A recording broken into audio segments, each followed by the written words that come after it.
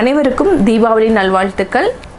நம்ம இன்னைக்கு தீபாவளி ஸ்பெஷலாக செய்ய போகிறது ரவா ஜாமுன். தேவையான பொருட்கள்: 1 கப் ரவா எடுத்துருக்கோம், 1 கப் சுகர், 2 ஏலக்காய், 1 கப்புக்கு 3 கப் வந்து நம்ம பால் எடுத்துக்கலாம். லெமன் வந்து நம்ம சுகர் சிரப் வந்து கெட்டியாகாமல் இருக்கிறதுக்காக ஒரு 2 drops மட்டும் விட்டுக்கலாம். இப்போ எப்படி செய்யறதுன்னு பார்க்கலாம். ஃபர்ஸ்ட் வந்து நம்ம ரவையை நல்லா வறுத்துக்கலாம். ஒரு கடாய் வச்சுக்கலாம்.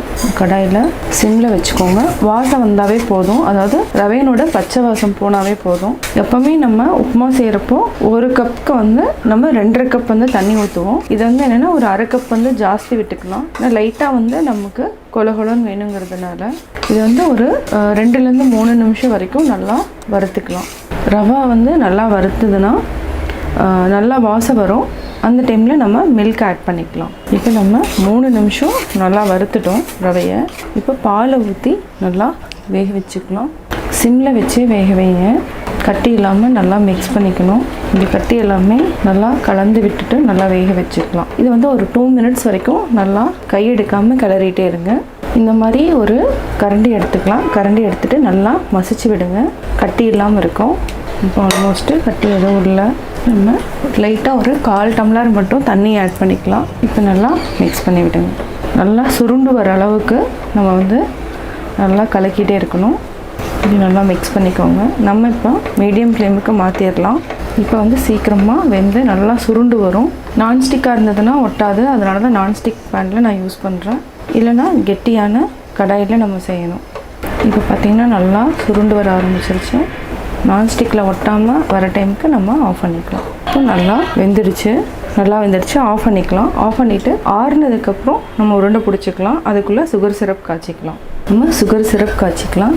இதுக்கு வந்து நான் 1 கப் சுகர் எடுத்திருக்கேன். நம்ம தண்ணி வந்து 1.5 கப் வந்து ஆட் பண்ணிக்கலாம்.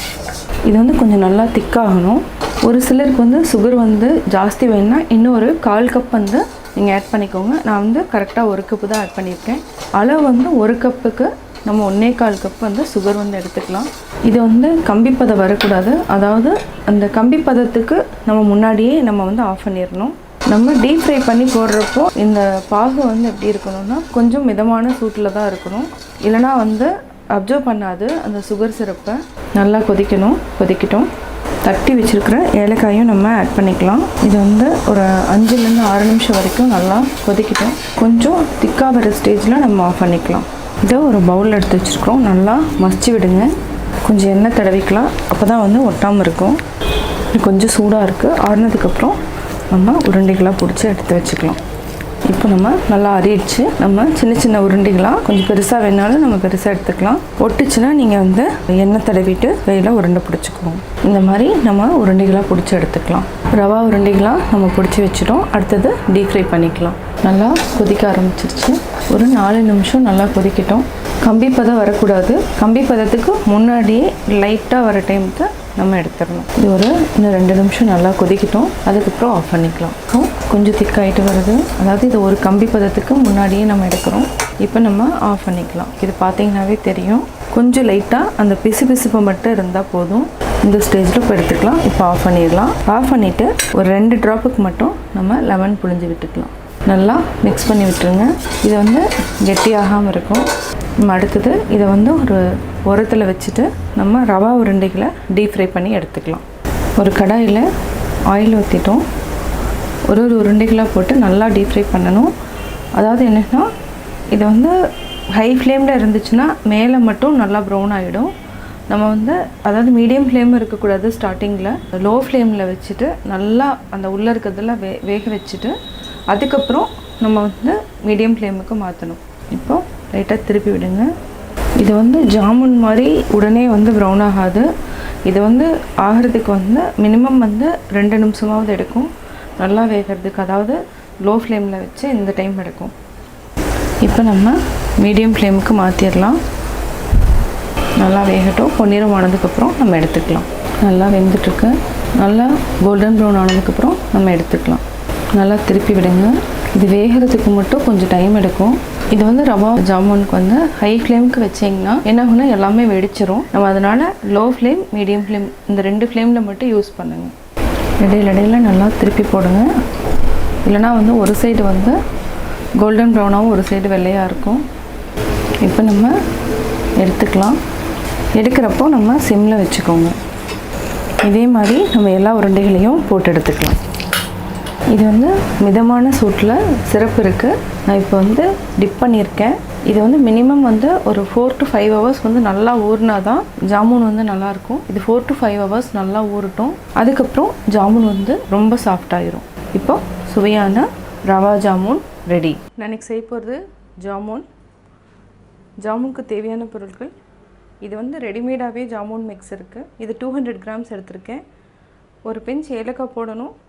ஏலக்காய் இதுக்கு வந்து நம்ம வந்து வாட்டர் வந்து ஆட் பண்ண போகிறதில்ல. நம்ம மில்க் ஆட் பண்ணி தான் நம்ம பிசைய போகிறோம். இதுக்கு வந்து தேவையானது 1/2 டம்ளர் மில்க் இருந்தாவே போதும். நம்ம 800 grams வந்து சுகர் போடணும். ஆனால் நான் 800 grams போடாமல் நம்ம 600 போதும். இது வெயிங் மிஷினில் இருக்குது. நான் வந்து ஃபஸ்ட்டு வந்து 600 grams போட்டாவே போதும். ஃபஸ்ட்டு வந்து இது 200 grams. இது வந்து நம்ம ஆட் பண்ணிக்கலாம். இதே மாதிரி நம்ம எடுத்துக்கலாம். இப்போ எப்படி செய்கிறதுன்னு பார்க்கலாம்.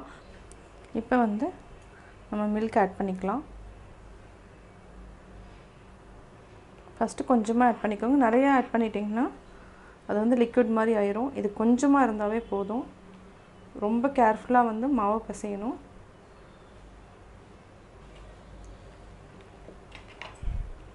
இதை வந்து எவ்வளோ நம்ம சாஃப்டாக இந்த மாதிரி வருது அந்தளவுக்கு வந்து நம்ம நல்லா ப்ரெஷர் கொடுத்து தான் பிசையணும். அப்போ தான் வந்து ஜாமுன் வந்து நல்லா டேஸ்ட்டாக இருக்கும்.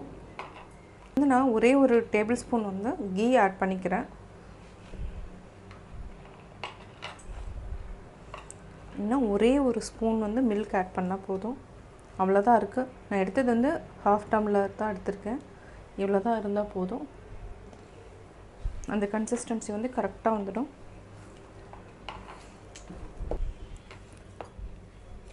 இந்தளவுக்கு நம்ம கொண்டு வந்துட்டோம். இப்போ வந்து ஒரு 15 minutes நல்லா ஊறட்டும். அதுக்குள்ளே நம்ம சர்க்கரை பாகு வந்து நம்ம காய்ச்சிக்கலாம். இப்போ இதுக்கு வந்து 600 grams வந்து நான் தண்ணி ஊற்றணும். இதை நல்லா மிக்ஸ் பண்ணிகிட்டே வாங்க. இது வந்து என்னென்னா சர்க்கரை கரைஞ்சோடையுமே 5 minutes வந்து ஜஸ்ட் இருந்தால் போதும். கம்பி பதமோ அது மாதிரி காய்ச்சக்கூடாது. அப்போ ஜாமுன் வந்து பர்ஃபி மாதிரி ஆயிரும். வேணும்னா ரோஸ் எசன்ஸ் இல்லைனா வெண்ணிலா எசன்ஸ் ஊற்றிக்கலாம். நான் வந்து அதுக்கு பதிலாக நான் ஏலக்காய் தான் ஆட் பண்ணுறேன். இதுக்கு வந்து நான் வேறு எதுவும் அடிஷ்னலாக எதுவுமே ஆட் பண்ணலாம். இப்போது சர்க்கரை வந்து நல்லா கரைஞ்சிருச்சு. நம்ம இப்போ வந்து ஹை ஃப்ளேமில் வச்சுட்டு ஒரு 5 minutes வந்து கொதிச்சா போதும். அதுக்கு மேலே தேவையில்லை.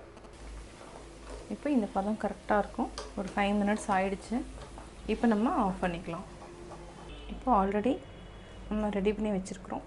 ஒரு 15 minutes ஆயிடுச்சு. இப்போ நம்ம இதை 3 பார்ட்டாக பிரிச்சுக்கலாம்.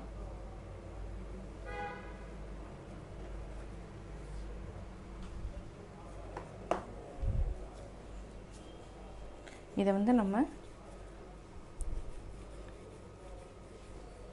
லாங்காக ஒரு சிலிண்டர் மாதிரி ஃபார்ம் பண்ணிக்கலாம். ஒரு லாங் சிலிண்டர் மாதிரி. இதை வந்து நைஃப் வச்சு கட் பண்ணிக்கலாம்.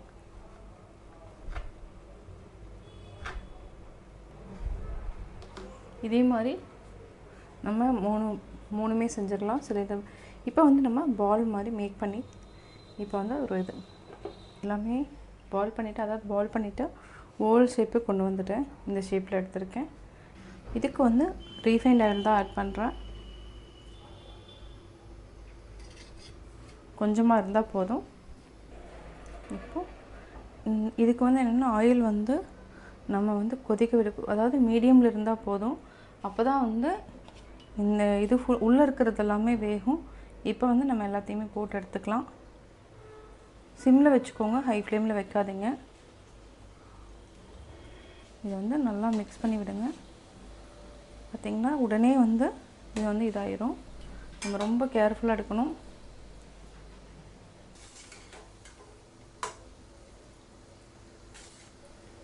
இப்போ வந்து நம்ம எடுத்துக்கலாம்.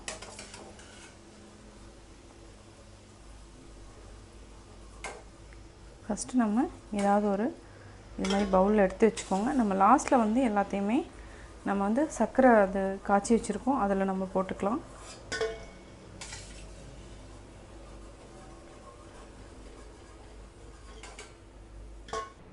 நம்ம சுகர் சிரப்பு காய்ச்சி வச்சிட்டோம். இப்போ பால்ஸ் வந்து நம்ம ஆல்ரெடி டீப் ஃப்ரை பண்ணி எடுத்து வச்சிட்டோம். இது எல்லாமே நல்லா போட்டு அதாவது நல்லா ஒரு 4 to 5 hours வந்து நல்லா ஊறணும். நான் இன்றைக்கி செய்ய போகிறது ரசகுல்லா தீபாவளி ஸ்பெஷல். தேவையான பொருட்கள் நம்ம 1 லிட்டர் வந்து ஃபுல் க்ரீம் மில்க் எடுத்துக்கலாம், 1 கப் சுகர் எடுத்துக்கலாம், லெமன் ஜூஸ் வந்து 2 டேபிள் ஸ்பூன் எடுத்திருக்கேன், 3 ஏலக்காய். நம்ம வந்து தோல் எடுத்துட்டு அந்த சீட் மட்டும் நல்லா தட்டி போட்டுக்கலாம். ஃபர்ஸ்ட் வந்து நம்ம 1 லிட்டர் பாலை காய்ச்சிட்டு நம்ம ஃபர்ஸ்ட் பன்னீர் வந்து ப்ரிப்பேர் பண்ணிக்கலாம். இப்போ எப்படி செய்யறதுன்னு பார்க்கலாம். இப்போ அடுப்பில் வந்து 1 லிட்டர் பால் காய்ச்சறதுக்காக வச்சிருக்கேன். ஃபர்ஸ்ட் நல்லா பொங்கி வரட்டும். அதுக்கப்புறம் நம்ம கொஞ்சம் கொஞ்சமாக லெமன் ஜூஸ் வந்து ஆட் பண்ணிக்கலாம். இப்போ பால் வந்து பொங்கி வர போகுது. எப்போவுமே ரசகுல்லா செய்கிறப்போ நீங்கள் ஃபுல் க்ரீம் மில்க் வாங்கிக்கோங்க. அப்போ தான் வந்து நல்லா பன்னீர் வந்து நல்லா கெட்டியாகவும் இருக்கும், ரசகுல்லா வந்து டேஸ்ட்டாகவும் இருக்கும். இப்போ வந்து சிம்மில் வச்சுக்கோங்க, ஆஃப் பண்ணிக்கலாம். இப்போ நான் லெமன் வந்து ஆட் பண்ணிக்கிறேன். நல்லா மிக்ஸ் பண்ணிகிட்டே வாங்க. இப்போ பார்த்தீங்கன்னா தெரியும், இந்த லெமனையும் நம்ம ஆட் பண்ணிக்கலாம். இது நல்லா மிக்ஸ் பண்ணிகிட்டே இருங்க. ஆஃப் பண்ணிவிட்டு திருப்பியும் சிம்மில் வைக்கிறேன். இப்போது இந்த மாதிரி ஆயிரும். தண்ணி நல்லா விட்டுரும். இதை வந்து நம்ம ஒரு வெள்ளை கலர் துணியில் வந்து வடிச்சுக்கலாம். வடிச்சிட்டு ஒரு 20 மினிட்ஸ் வந்து தண்ணி நல்லா வடிஞ்சிடணும். அப்போ தான் வந்து ரசகுல்லா வந்து ஒரு 5 to 6 மினிட்ஸ் வந்து நல்லா நம்ம மசிக்கணும். அப்போ தான் வந்து நல்லா சாஃப்டாக இருக்கும். இப்போ நம்ம ஆஃப் பண்ணிவிட்டு இப்போ ரெடி ஆகிடுச்சு. இந்த மாதிரி இருக்குது. நம்ம ஒரு வெள்ளை கலர் துணியை வச்சுட்டு அதே மாதிரி என்னென்னா வடிக்கிறது இருந்துச்சுன்னா அது கீழே ஒரு பாத்திரம் வச்சுட்டு அதுக்கு மேலே நம்ம ஊற்றிடலாம். இப்போ நான் கீழே வந்து ஒரு பாத்திரம் வச்சுருக்கேன், இதில் ஒரு வடிகட்டி வச்சுருக்கேன், இதுக்கு மேலே ஒரு வெள்ளை துணி போட்டுக்கலாம். இப்போ நம்ம அது அப்படியே தண்ணியில் ஊற்றி நல்லா வடிச்சுக்கணும். இந்த மாதிரி எடுத்துட்டேன். இதில் வந்து லெமன் வந்து நம்ம ஊற்றின புளிப்பு வாசம் வரும். அதனால் நம்ம என்ன பண்ணணும்னா நல்லா வந்து பச்சை தண்ணியில் நல்லா வாஷ் பண்ணணும். இந்த தண்ணியை நம்ம கீழே ஊற்றிடலாம். நல்லா வடிட்டோம். அதுக்கப்புறம் நம்ம தண்ணியில் வாஷ் பண்ணிக்கலாம். இதை வந்து நம்ம என்ன பண்ணலான்னா தண்ணி எடுத்து இந்த மாதிரி நல்லா மிக்ஸ் பண்ணிக்கோங்க. அப்போ தான் வந்து அந்த லெமனோட புளிப்பு தன்மையெல்லாம் போகும். நல்லா வாஷ் பண்ணியாச்சு. இப்போ நல்லா புளிஞ்சிட்டு இதில் இருக்கிற தண்ணி வந்து நல்லா வடிஞ்சிடணும். இதை வந்து நம்ம 20 மினிட்ஸ் வந்து அப்படியே வெந்து வச்சுட்டோன்னா, பைப்பு இருந்துச்சுன்னா பைப்பில் கட்டி விட்டுக்கோங்க. அதாவது என்னன்னா ராடு மாதிரி இருந்துச்சுனாலும் நம்ம நாட் போட்டு அப்படியே தொங்க விட்டுலாம். தண்ணி ஃபுல்லாக வடிஞ்சிரும். இந்த மாதிரி பாத்திரம் கழுவி போகிறோம் இல்லைங்களா, நம்ம கட்டி விட்டுட்டுனா நல்லா வந்து தண்ணி வடிஞ்சிரும். அதுக்கப்புறம் நல்லா மசிக்கணும். அதாவது சப்பாத்தி மாவு பதத்துக்கு நம்ம கொண்டு வரணும். தண்ணி வந்து நல்லா வடிச்சிட்டு நல்லா ட்ரை ஆனதுக்கப்புறம் மசிச்சுக்கலாம். இப்போ வந்து நம்ம சிரப் காய்ச்சணும். அதாவது சுகர் சிரப் வந்து ரசகுல்லாவுக்கு காய்ச்சிக்கலாம். இந்த பவுலில் எடுத்துருக்கிறோம். இந்த பவுலில் வந்து 1:4, அதாவது 1 கப் சுகருக்கு இதே அளவு நம்ம 4 டம்ளர் தண்ணி விடணும். 2, 3, 4. இது வந்து நம்ம சிம்மில் வச்சுட்டு நல்லா கொதிக்க விட்டுடலாம். அதுக்குள்ளே பன்னீர் வந்து நம்ம மசிச்சுக்கலாம். இது வந்து நான் ஒரு 10 மினிட்ஸ்க்கு அப்புறம் தான் சிரப் காய்ச்சுறேன். நல்லா சர்க்கரை கரையவும் நம்ம அதுக்குள்ளே பால் வந்து ரெடி பண்ணிக்கலாம். இப்போ நம்ம பிளேட் எடுத்துக்கலாம். பிளேட்டில் இப்போ 20 மினிட்ஸ் ஆகிடுச்சு. இப்போ பார்த்திங்கன்னா தண்ணி எதுவுமே இருக்காது, நல்லா ட்ரை ஆகிடுச்சு. இது வந்து ஒரு 5 to 10 மினிட்ஸ் வந்து நம்ம நல்லா ஹேண்ட் வாஷ் பண்ணிவிட்டு நல்லா மசிச்சு விடணும். இப்படி நல்லா தேய்ச்சி விடுங்க. அப்போ தான் வந்து நல்லா மசியும். நல்லா அழுத்தி அழுத்தி பிசையணும். அப்போ தான் வந்து அந்த மாவு பதத்துக்கு வரும். இதே மாதிரி நம்ம நல்லா பிசைஞ்சுக்கலாம். ஒரு சிலர் மைதா வேணால் யூஸ் பண்ணுவாங்க. நீங்கள் தேவைன்னா மைதாவுக்கு வந்து 1 டேபிள் ஸ்பூன் மட்டும் ஆட் பண்ணிக்கோங்க. இந்த மாதிரி பிசைஞ்சிட்டு நம்ம வந்து சப்பாத்தி மாவு பதத்துக்கு நம்ம கொண்டு வந்துக்கலாம். இது வந்து என்னென்னா ஒரு 5 to 10 மினிட்ஸ் வந்து கட்டாயம் இதுக்கு பிசையறதுக்கு டைம் எடுக்கும். இப்போது இந்த பதத்துக்கு நம்ம கொண்டு வந்துட்டோம். 6 மினிட்ஸ் வரைக்கும் நம்ம கண்டினியூஸாக பிசைஞ்சிருக்கிறோம். இப்போ நம்ம சின்ன சின்ன உருண்டைகளாக பிடிச்சிக்கலாம். இது வந்து டபுள் மடங்கு ஆகும். கிராக் இல்லாமல் நம்ம நல்லா உருண்டை பிடிச்சிக்கணும். இப்போ பார்த்தீங்கன்னா கிராக் இருக்குது. இன்னொரு டைமு இந்த மாதிரி வந்துச்சுன்னா இன்னும் ஒரு 2 நிமிஷம் வந்து நல்லா பிசைஞ்சிக்கலாம். உங்களுக்கு எந்த சைஸ் வேணுமோ அந்த சைஸில் இப்போ உருண்டை பிடிச்சிக்கோங்க. நல்லா சாஃப்டாக வரும். இதுக்கு வந்து எண்ணெய் தொடணும்னு அவசியம் இல்லை. இந்த மாதிரி நம்ம பிடிச்சிக்கலாம். இதே மாதிரி எல்லா உருண்டைகளையும் பிடிச்சிக்கலாம். இப்போ பால் ரெடி ஆகிடுச்சு. இதுலேருந்து நான் 1 லிட்டர் ஃபுல் க்ரீம் மில்க்குக்கு ரசகுல்லா வந்து 24 வந்து பால் செய்யலாம். இப்போ எப்படி செய்யறதுன்னு பார்க்கலாம். சர்க்கரை நல்லா கரையணும். நல்லா அதாவது கொதி வர ஸ்டேஜில் நம்ம வந்து இந்த பன்னீர் உருண்டைகளை நம்ம போட்டுக்கலாம். நல்லா கரையட்டும். இப்போ ஏலக்காய் வந்து நான் சீடு மட்டும் எடுத்து நல்லா பொடி பண்ணி வச்சுருக்கேன். இதையும் நம்ம ஆட் பண்ணிக்கலாம். நல்லா வாசமாக இருக்கும். சர்க்கரை நல்லா கரைஞ்சிருச்சு. நல்லா கொதி வர டைமுக்கு நம்ம உருண்டைகளை போட்டுக்கலாம். இப்போ இப்போ லைட்டாக அதாவது பாயில் ஆக ஆரம்பிக்குது. ஒரு 3 மினிட்ஸ் வந்து நம்ம அதாவது மூடி போடக்கூடாது. அதுக்கப்புறம் நம்ம மூடி போட்டு ஒரு 15 மினிட்ஸ் வந்து நல்லா வேகணும். இது நல்லா வேகணும். ஃபஸ்ட்டு ஒரு 3 நிமிஷம் வந்து க்ளோஸ் பண்ணாதீங்க, அப்படியே இருக்கட்டும். இந்த உருண்டைகள் வந்து அதாவது இன்னும் நல்லா பெருசாகும். 3 நிமிஷம் ஆயிடுச்சு. இப்போ நம்ம மூடி வச்சுக்கலாம். நல்லா வேகணும். ஃபஸ்ட்டு வந்து இது ஒரு 12 மினிட்ஸ் வந்து நல்லா வேகட்டும், மூடியே இருக்கட்டும். அதுக்கப்புறம் நம்ம ஓப்பன் பண்ணி பார்க்கலாம். இப்போ 12 மினிட்ஸ் ஆயிடுச்சு. செக் பண்ணி பார்க்கலாம். இப்போ ரசகுல்லா நல்லா வெந்துடுச்சு. நம்ம போட்டது சின்ன பால் தான். இப்போ பார்த்தீங்கன்னாவே தெரியும், ஒரு பாலும் நல்லா பெருசாகிடுச்சு. இப்போ நம்ம ஆஃப் பண்ணிவிட்டு வேறு பாத்திரத்தில் ட்ரான்ஸ்ஃபர் பண்ணிக்கலாம். சுவையான ரசகுல்லா ரெடி.